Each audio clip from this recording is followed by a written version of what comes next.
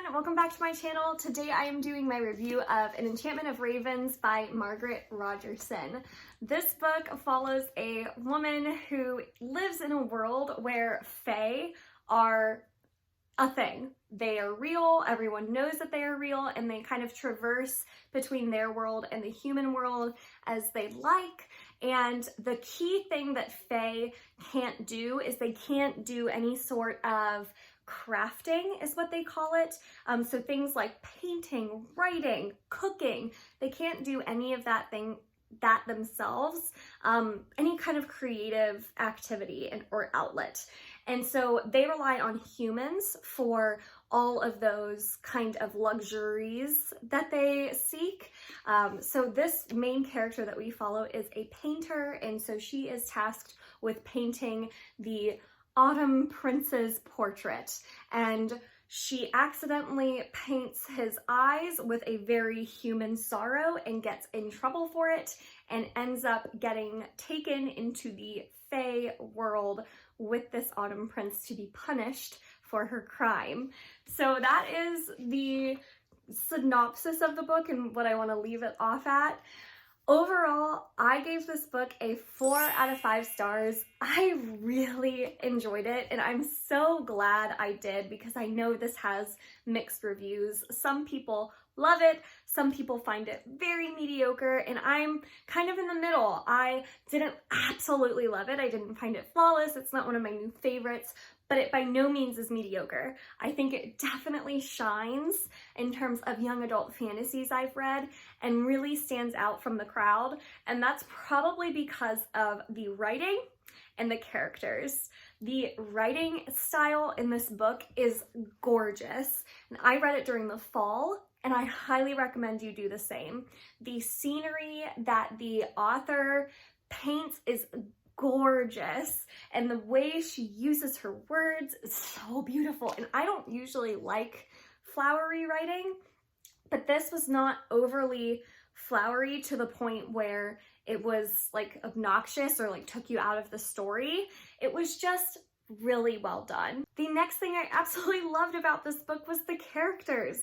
Our main character she's said to be 17. I think she reads a lot older and a lot more mature than that, and that's probably why I liked her so much. She is not your typical angsty teen girl that's found in so many young adult fantasies. She's very mature. She really thinks things through, and she kind of has her priorities straight. And she also calls herself out a lot, which I really enjoyed. So she was just really refreshing to read about, and I loved our main character. And then of course the Autumn Prince I think, served his part well. I wouldn't say he was anything outstanding, but he was very well done. And their romance was also very well done.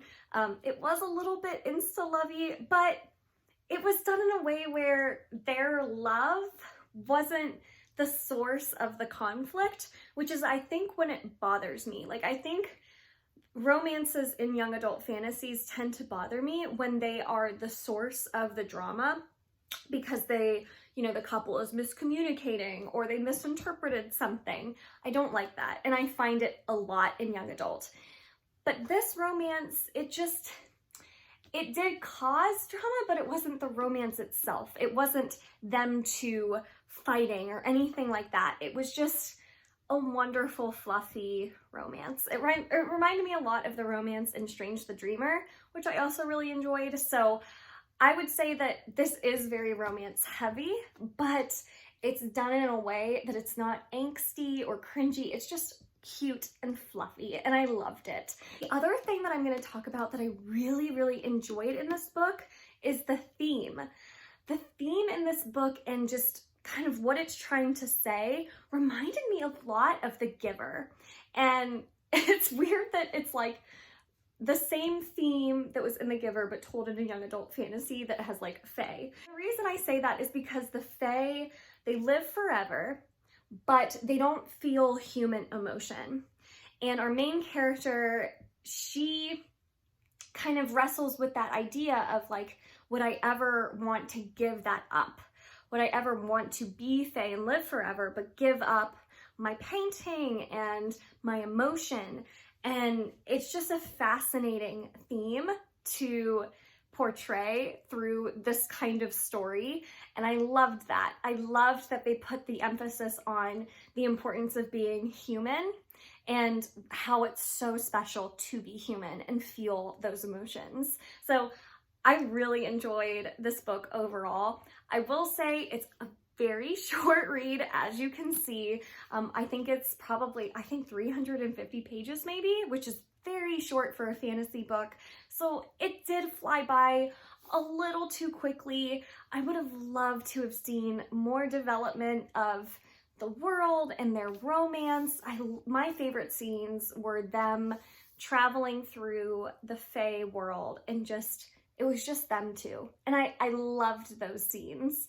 So I would have loved more of that development. And I think with the page count that the author gave us, she gave us the most that she could.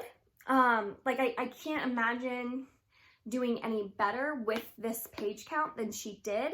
I just would have liked her to have added more pages. That would have been wonderful. It may have bumped it up to a 5 for me because I would have felt that deeper connection to their romance and their development in the world.